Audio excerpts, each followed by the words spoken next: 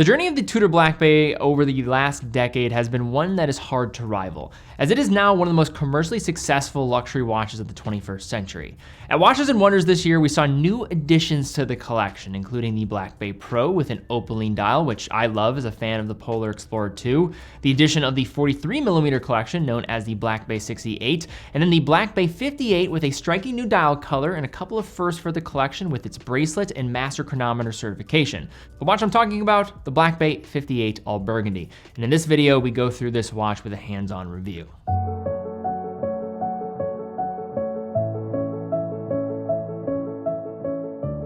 Since its introduction in 2018, the Black Bay 58 has proven to be the perfect recipe for a vintage-inspired Tudor dive watch.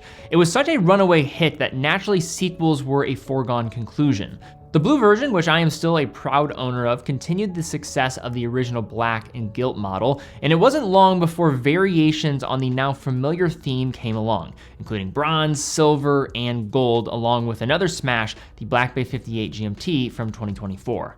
The collection has gradually increased in complexity with each release, including new clasp with T-fit for more recent developments, as well as the introduction of the master chronometer certification in the 58 GMT, which marked the first time the 39mm Black Bay case received the treatment. Tudor partly showed its hand on what the progressions for the future would be, as it only seemed like a matter of time before we would see the 58 three-hand models also get master chronometer certifications. What wasn't as easy to foresee was the color choice. Burgundy is not a theme that we can say is new for Tudor, as the brand has used the color since the beginning of the Black Bay story at 41mm, with the initial 79220 showcasing the classic burgundy bezel. This commitment was furthered with the Black Bay 41 when the case was rejuvenated 2 years ago. Yet it actually wasn't these two watches that served as the strongest point of influence on this new 58 design, as it was a 1990s Tudor Submariner never released to the public that demonstrated the bezel and dial combo in matching form. My first time seeing one of these rare pieces in person was last year when we visited Tudor's HQ and saw them pull this piece out from their archives. Now connecting the dots after the fact, I realized that this was a subtle tease to what was to come. Yet despite there being many looks to the past with this design, there are surprisingly several new features. Now, the case of the Black Bay 58 is often cited as a primary reason for its popularity. The sizing for this version closely resembles that of other three-hand Black Bays with a 39mm diameter, an 11.8mm thickness, and a 20mm lug width. That said, there are some differences to call out. In developing these measurements, I was using the Black Bay 58 Blue as a reference. So the lug-to-lug measurement on these watches is actually slightly different from the Burgundy to the Blue 58. According to my most recent measurement with my calibers, the Black Bay 58 Blue comes in with a lug-to-lug of 47.2mm, while the Burgundy version measures at 47.5mm. Upon closer inspection, the lug design appears to have been mildly tweaked in this new version, being ever so slightly longer and tapering more at its endpoint to add refinement. The story of elevating touches continues with the thicker polished bevel running the length of the case. Further, the crown receives wider and polished grooves, and the bezel edging is more prominent, enabling easier operation in the process. The intensity of the bezel edge is not quite to the same level of that of the 41mm cases that were just recently updated, although it is certainly different than the standard look that we've seen in the past from the 58. As far as the bracelet options go, you have 3 to choose from: a rubber strap with metal end links and a clasp accompanied with T-fit, the 3-link riveted style also coming with T-fit now, and an entirely new bracelet for the 58 case line, the 5-link, also with a T-fit clasp. Now, preferences are going to vary, but I find the 5-link to be a much more sophisticated look for the Black Bay overall, with it being a much welcome addition to the 58 line. The links are of the screwed-in variety, being capped off with a fold-over locking clasp containing ceramic pins for longevity, and having the aforementioned on-the-fly adjustment of T-fit, approximately 8.5mm of total range without the need of tools. Jumping back to the central case, water resistance remains at 200 meters, aided by the screwed-in solid case back and the screw-down crown. The aluminum bezel insert retains in its format a full demarcation of the first 15 minutes and a lume pip, but the burgundy and silver colorway is quite striking by comparison to other more muted colors of previous releases of the collection. And although it might just be my eyes deceiving me, this does seem to have more of a reflective tone by comparison to other models. Blue is usually the color most associated with Tudor divers, but in recent years, Burgundy has arguably played an even bigger role in their visual identity. The rich red colorway is easily equipped to the dial without any hiccup, and in doing so, it does create one of the more reflective and showy Black Bays to date as a result of the sunray effect of the surface and increased polish elements to the broader case. And while this will likely not be winning any awards for being the most versatile color or your first choice for underwater legibility, you can't see how the assertive colorway has some potential to become one of the more discussed Black Bays. I mean, can you actually think of another diver that is primarily associated with a red dial? And at least on land, the dial's legibility presents no problems with its bright white elements contrasting beautifully against the deep burgundy backdrop. And that is even the case when you're talking about in darker environments where the lume comes on full display, as it is exceptional. As far as the nuts and bolts go for the dial, there's a white minute track at the outer edge with silver color applied hour indices, rectangular at 3, 6, and 9, and circular at the points between. A bold triangle marks 12 o'clock, completing the vintage sub look, which remains uninterrupted by having no date window. The handset also features classical good looks with a pencil minute hand and Tudor's trademark snowflake hour hand offering great legibility.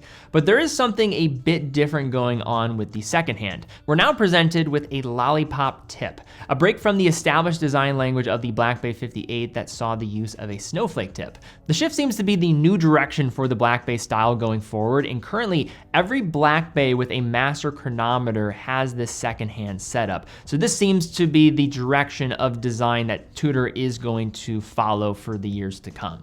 Dial text is also cleaned up a bit. While the Tudor Shield, Wordmark, and Geneve still appear below 12, the text above 6 now consists of 2 lines as opposed to 3 lines of earlier versions, simply stating the depth rating and master chronometer certification. The Black Bay 58 GMT, when released last year, was the first to show off a master chronometer certification at this case diameter. So this Burgundy does the honors as the first 3-hand 58 to follow the path of innovation the brand clearly has embarked on.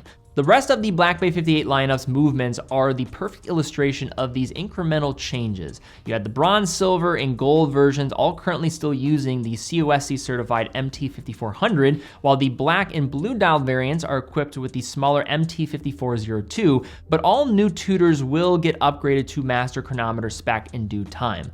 Tudor's first master chronometer joined the Black Bay lineup in 2021 with the MT5602-1U found in the 41mm Black Bay ceramic, and the brand has slowly been introducing its METAS certified calibers ever since. On the inside of the Burgundy is the MT5400-U. The master chronometers first appeared back in 2015 within Omega's catalog, with the standard calling on strict testing requirements with METAS, the Swiss Federal Institute of Metrology. One thing that's important to call out about master chronometers is that actually a prerequisite is for the movement to first be COSC certified, which is eventually cased up for many other tests to hit that master chronometer rating.